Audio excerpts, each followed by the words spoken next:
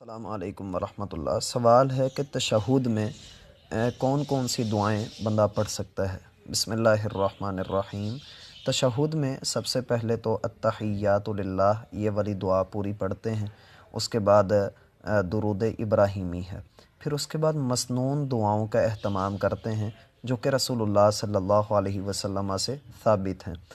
ان میں سب سے پہلی دعا ہے اللہم انی اعوذ بک من عذاب القبر و اعوذ بک من عذاب جہنم و اعوذ بک من فتنۃ المسیح الدجال و اعوذ بک من فتنۃ المحیا والممات اللہم انی اعوذ بک من المأثم والمغرم۔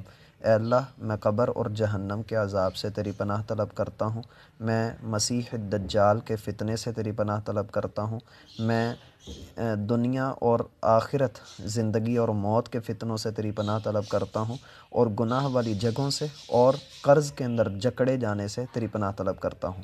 اس کے بعد ہے اللہم انی ظلمت نفسی ظلما کثیرا۔ یہ والی دعا اللہ کے رسول سے ثابت ہے کہ اللہ، میں نے اپنی جان پر بہت ظلم کیا، لیکن گناہوں کو معاف کرنے والا صرف ایک تو ہی ہے، لہٰذا تو مجھے معاف کر دے کیونکہ تو غفور الرحیم ہے۔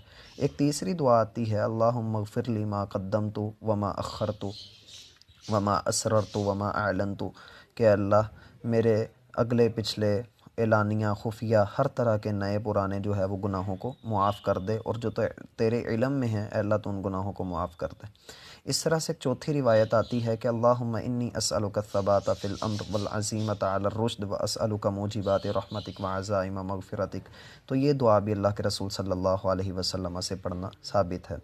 اب درود شریف کے بعد دعا کا جو مسئلہ ہے اس میں رسول اللہ صلی اللہ علیہ وسلم نے اختیار بھی دیا ہے کہ آپ جو بھی چاہیں دعا مانگ لیں۔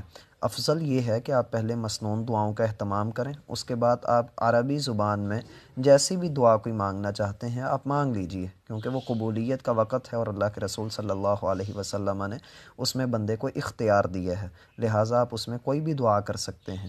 اور یہاں پر ایک غلط فہمی کا ازالہ بھی کرتا چلوں کہ بعض لوگ سمجھتے ہیں کہ رب اجعلنی مقیم الصلاۃ، یہ والی دعا اللہ کے رسول صلی اللہ علیہ وسلم تشہد میں لازماً پڑھا کرتے تھے، لیکن ایسی کوئی روایت ہمیں نہیں ملی کہ آپ نے اس کو لازماً پڑھا ہو۔